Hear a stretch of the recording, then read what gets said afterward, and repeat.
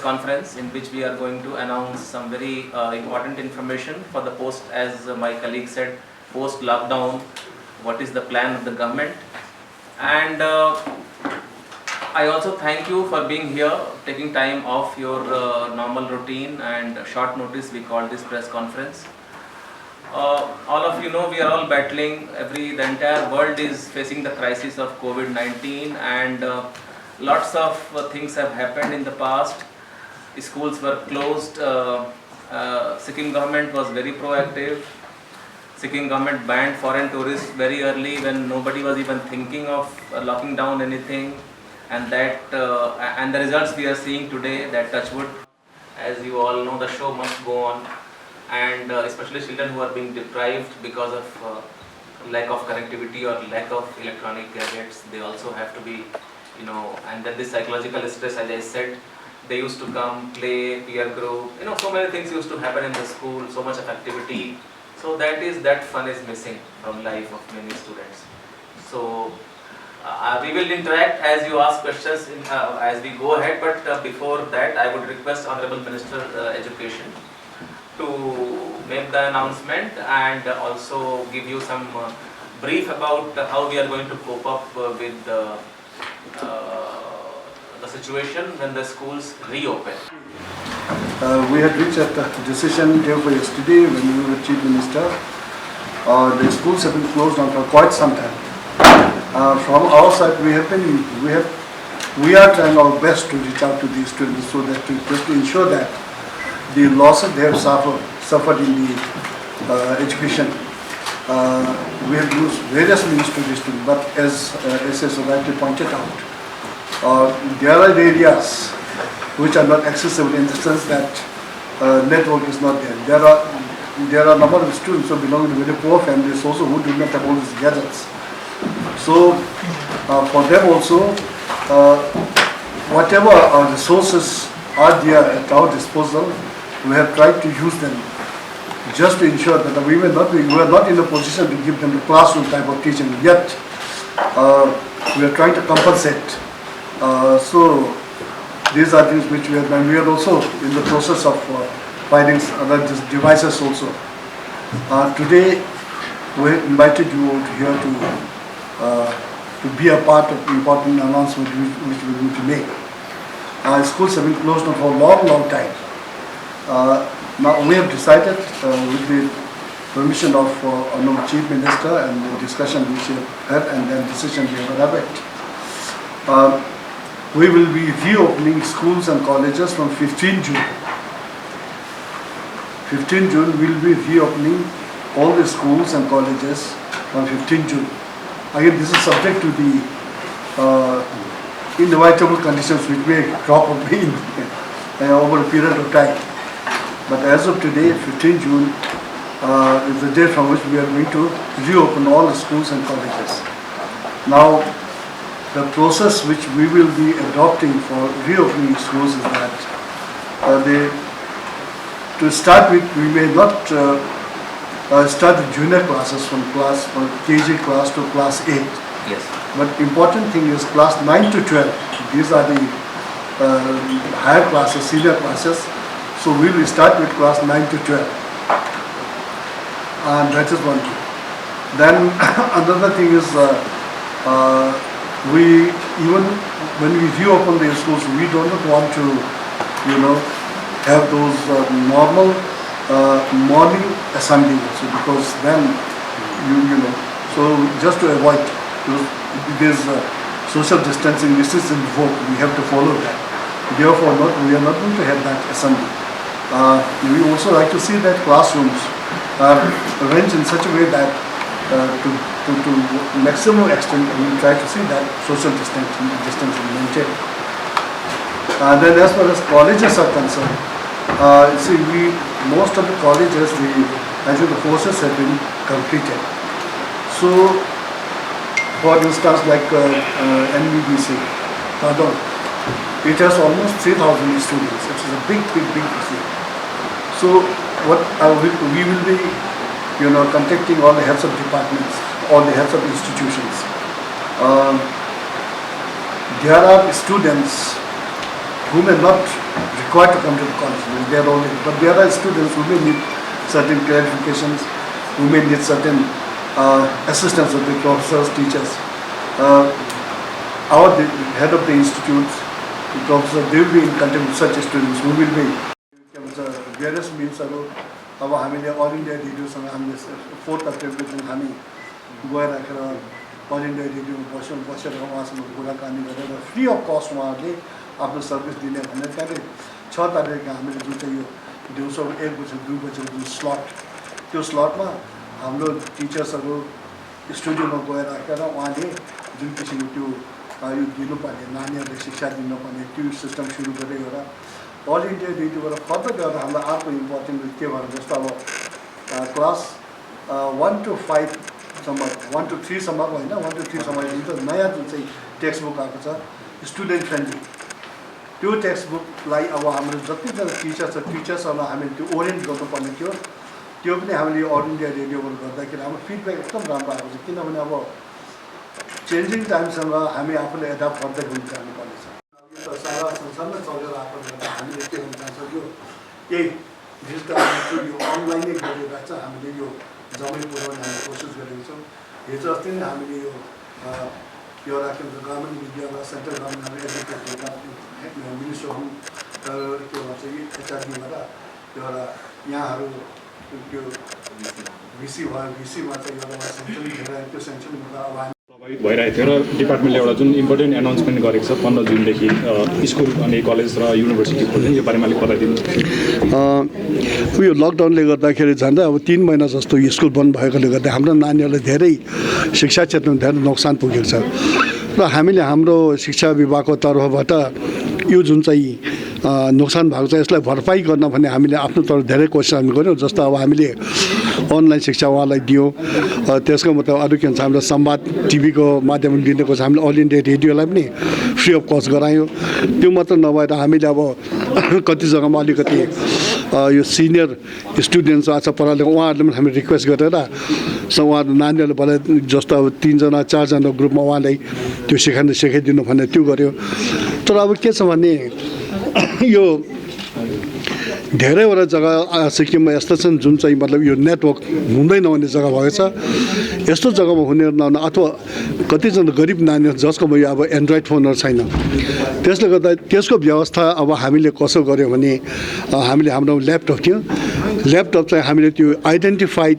एरियासमा हामीले त्यो ल्यापटप पठाएर त्यसमा चाहिँ यो जति लेसन्सहरू अहिलेसम्म गर्छ त्यो चाहिँ हामीले यो त्यो पेन ड्राइभमा लोड गरिराखेर त्योसँगै पठाइदियौँ हामीले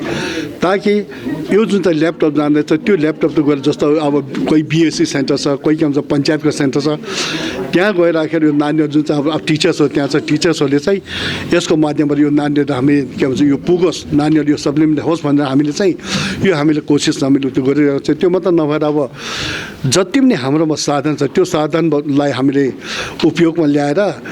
हाम्रो नानीहरूलाई अब क्लासरुमको टिचिङ जस्तो हामी गर्न सक्दैनौँ त्यहाँनिर यो त बियोन्ड क्वेसन हो र पनि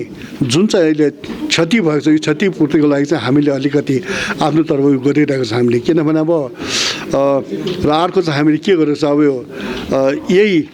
किन यो सिलेबस कम्प्लिट हुनु सकेर के नहुँदाखेरि सिलेबस कम्प्लिट नभएकोले हामीले के गर्दैछौँ अब जस्तो अब धेरै छुट्टीहरू प्लेन साइडमा हेरौँ भने यति बेला उहाँहरूको के भन्छ यो समर भेकेसन टाइम न तर हाम्रो यहाँको सिस्टम चाहिँ टोटल्ली डिफ्रेन्ट भएकोले गर्दाखेरि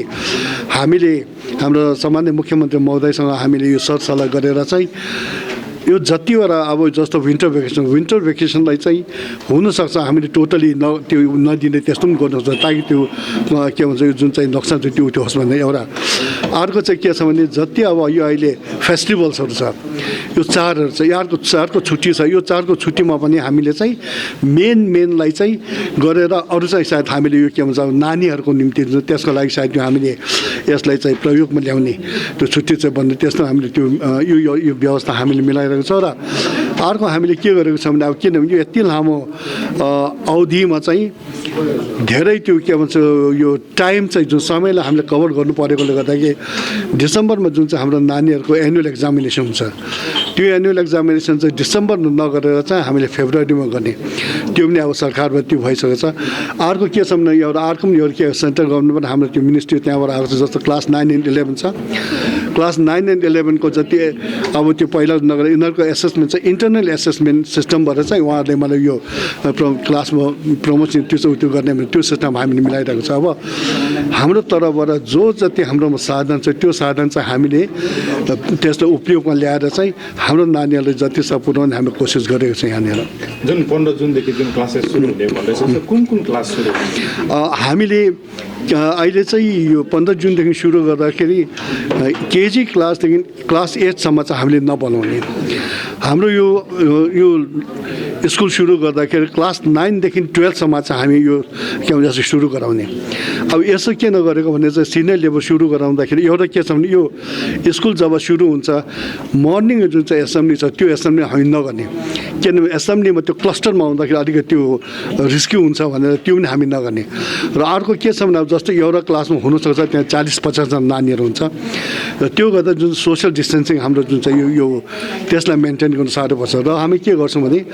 जब मानिलिनु एउटा क्लासमा 50 जना स्टुडेन्ट त्यसलाई हामी 4वटा क्लास गर्छौँ जुन चाहिँ अब किनभने क्लासेस त खाली भइहाल्यो केजीदेखि 8सम्म स्टुडेन्ट उनीहरूले एटेन्ड नगर्दाखेरि क्लासरुम खाली भएपछि यस्तो किसिम हामीले चाहिँ मिलाइराखेर यस्तो 4 क्लासेस 4को त्यस्तो बनाइराखेर 4वटा क्लासमा बाँडेर त्यसकै मुताबिक हामी टिचर्सहरू नै इन्गेज गरेर उनीहरूलाई हामी पढाउने त्यो सिस्टम त्यसो गर्दा के भयो नानीहरू जुन पढाइमा पनि खर्च भएन त्यहाँदेखि साथसाथै जुन चाहिँ हाम्रो यो सोसियल डिस्टेन्सिङ छ त्यसलाई पनि हामी मेन्टेन गर्ने थियौँ सर कलेज र युनिभर्सिटीमा त बाहिरको स्टुडेन्ट्सहरू धेरै हुनुहुन्छ होइन उहाँहरूको लागि चाहिँ कस्तो अरेन्जमेन्टहरू मिलाउनुहुन्छ अब यो बाहिरको जतिजना स्टुडेन्ट छ उहाँहरू पनि फर्केर आउनै पर्यो जस्तो अब एक के भन्छ यसलाई हामी हेरौँ SMIT भयो Sikkim state university Sikkim university central university भयो त्यस्तै एकफाइहरू भयो धेरै जम्मै नानीहरू फर्केर आउनु कतिजना त फरेन स्टुडेन्ट हुन्छ यहाँ जस्तो भुटान भयो त्यहाँ हुन्छ उहाँहरू फर्केर आउनै पर्छ तर उहाँहरू आउँदाखेरि अघि के भन्छ उनीहरू हामीले एकैचोटि ट्युन नगरेर जसको चाहिँ अब त्यो मेन इम्पोर्टेन्ट क्लासेस जुन एटेन्ड गर्नुपर्ने छ उहाँहरूलाई हामी यहाँबाट उहाँहरूले त्यो करस्पोन्डेन्सबाट डाइरेक्ट कन्ट्याक्ट गरेर चाहिँ उहाँहरूले त्यसकै मुताबिक मिलाएर आओस् र फर्केर आउँदा उहाँहरू आइराखेर पहिला चाहिँ उनीहरू क्वारेन्टाइनमा बस्नु जस्तो अब SMITमा भन्यो भने त्यहाँनिर जम्मै 500-600 जनाको नानीहरू बस्ने त्यो एरेन्जमेन्ट त्यहाँ छ उहाँ आइराखेर 3 आइराखेर उहाँहरू त्यो आफ्नो के भन्छ क्वारेन्टाइन गर्छ र जस्तो अब अरू कलेज युनिभर्सिटीको त्यति साह्रो त्यो प्रब्लम त मेन प्रब्लम चाहिँ सिक्किम सेन्ट्रल युनिभर्सिटीको छ किनभने हस्टेल छैन अब सिक्किम युनिभर्सिटी चाहिँ के भन्छ भने यो त एकदम सबभन्दा लामो युनिभर्सिटी भनेर भन्छ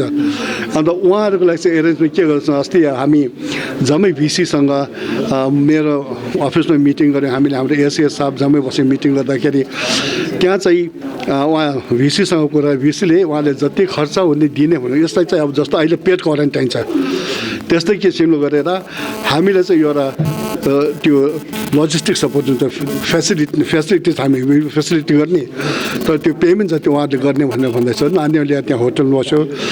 त्यहाँ त्यो गरिराख्यो त्यहाँदेखि त्यहीँ क्वारेन्टाइन गरेर त्यहाँदेखि आफ्नो क्लासेस चाहिँ त्यो सिस्टम एउटा हामीले त्यो मिलाएको छ यहाँनिर सर एक्जाम्सहरू सिन्स सेमेस्टर बेसिस हुन्छ होइन यहाँ सिक्किममा most of the college and university एक्जाम्सहरूको लागि कस्तो त्यही टाइममा हुनेछ या कस्तो प्रकारको हुनेछ त्यो एक्जाम्सहरूको चाहिँ अस्ति हामीले त्यो के भन्छ यो उनीहरूसँग जम्मै विशेषसँग कुरा गर्नु मतलब उहाँहरूले हामीले एउटा वर्कआउट गर्नुपर्ने भनेको छौँ किन उहाँहरूले पनि त्यो एक्जाम कसो हुनुपर्ने आफ्नै तल युजिसीसँग जम्मै गरेर त्यसै मतलब भेरी सर्टली हामीलाई यसको उत्यो आउनेछ के कसरी के गर्ने भनेर त्यो नानीलाई फेसिलिटेट गर्नुपर्थ्यो म यसमा एउटा कुरा एड गरिदिन्छु त्यो के भएको छ भने एउटा कमिटी फर्म भएको छ सिक्किम युनिभर्सिटीको द्वारा त्यसमा प्रत्येक प्रिन्सिपल हाम्रो हाम्रो कलेजको मेम्बर हुनुहुन्छ अनि त्यो कमिटीले डिसाइड गर्दै रहेछ कि एक्जामको डेट कति हुन्छ कसरी गर्ने नेक्स्ट एडमिसन नेक्स्ट सेमेस्टर अब जस्तो नर्मली जुलाईमा लाग्थ्यो अब यसपालि सायद अगस्त एन्ड सेप्टेम्बरतिर लाग्छ अनि युजिसीले पनि एडभाइजरी दिएको छ त त्यो हिसाबले मिलाउनेछौँ कतिवटा अनलाइन एक्जाम पनि भइरहेको छ सो जहाँ जहाँ एक्जाम जरुरी छ त्यहाँ गर्ने okay last question sir 10th र 12th को जुन 3 महिनाको ग्यापमा पढाइको लस भएको चाहिँ त्यसलाई कोप अप गर्नका निम्ति चाहिँ कस्तो प्रकारको डिपार्टमेन्टले काम गर्नेछ त्यो सरले अघि भन्नुभयो मिनिस्टर साहबले कि हामी जस्तो अल स्याटरडेज क्लास लगाउने भ्याकेसन्सहरू कटेल गर्ने विन्टर भ्याकेसन पनि सर्ट गर्ने अथवा कति गर्ने अब we will take a decision accordingly and we will try to make up as much as possible अनि अनलाइनबाट पनि कतिवटा त कभर भएकै छ अनि त्यो रिसोर्स हामीसँग अभाइलेबल छ so we will encourage students who have not seen those resources to make use of them and हामी स्कुलमा पनि अब जब स्कुल लाग्छ स्कुलमा we can organize extra classes for them through projector we can make them see or listen त्यो पुरानो जुन रेडियोको लेक्चरहरू छ अथवा टिभीको टिभीको लेक्चरहरू छ अब यो हामीले गर्नुपर्छ अनि अब यस्तो छ कि अब यसपालि whole year is little disturb नै छ अनि अब जति गर्दा पनि सायद कसैलाई सबै 100% नपुग्ला सो अब that is something a fact of life we will try to support them in any way possible but still अब यो साल अलिकति डिफिकल्ट इयर हो so we have to accept that sir स्टुडेन्टको जुन चाहिँ क्लास 9 र 10 को अभाइलेबिलिटी कम्ती छैन अनि जुन हाम्रो हिसाबले जुन हामीले हिसाब गरेका छौँ हाम्रो जुन तपाईँहरूले सायद यादै होला प्युपिल टिचर रेसियो भन्छ पिटिआर त्यो मेरो विचारमा अल इन्डियामा सबभन्दा राम्रो सिक्किममा छ जुन नर्मल गाइडलाइन छ त्यो 1:40 को हुन्छ सेकेन्ड्री सिनियर सेकेन्ड्री लेभलमा हाम्रोमा त इट इज लेस देन 20 अन्त हाम्रोमा नम्बर इज क्वाइट गुड अनि we should be able to manage problem नहुनुपर्ने सर त्यो क्लास 10 र 12 जुन चाहिँ एक्जामहरू बाँकी छ नि हजुर हजुर त्यसको लागि चाहिँ डिपार्टमेन्ट कतिको प्रिपेयर हामी त प्रिपेयर्ड नै छौँ अब लकिली अब सिबिएसई अनि आइसिएसईले डेट्स डिक्लेयर गरिदिइहालेको छ जुलाईमा एक्जाम हुनेवाला छ अनि सरले अघि आफ्नो प्रेस कन्फरेन्समा भन्नुभयो कि एक्जाम जो जहाँ जसको स्कुल छ त्यहीँबाट दिने अब जस्तो मान लिनुहोस् कोही सिङतामबाट रम्फू जान्थ्यो एक्जामको लागि त्यो नजाने आफ्नै स्कुलबाट एक्जाम दिने अनि हामी तयारी छौँ अनि नट ओन्ली द्याट जो नानीहरू हाम्रो बाहिर पढ्छन् सिक्किमको अनि अहिले फर्केर आएका छन् अब क्लास 10 को अनि 12 को 10 त प्राय सकेको छ सिबिएसई आइसिएसई अलिकति बाँकी छ उनीहरूलाई पनि हामी अरेन्जमेन्ट यहीँ मिलाउँदैछौँ कि they should be able to appear आफ्नो एक्जाम सिक्किमबाटै somebody let's say in Gwalior